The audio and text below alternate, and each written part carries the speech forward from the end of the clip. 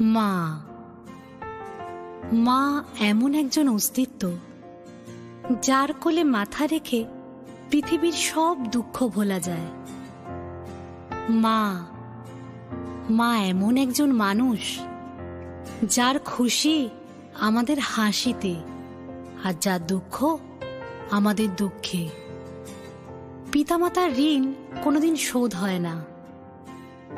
আজ বিশ্বজুড়ে mother's day পালিত হচ্ছে, কিন্তু আমার কাছে রোজ মাতৃদিবস। কারণ মা পৃথিবীর সবচেয়ে সুন্দর, সবচেয়ে অসাধারণ একজন মানুষ।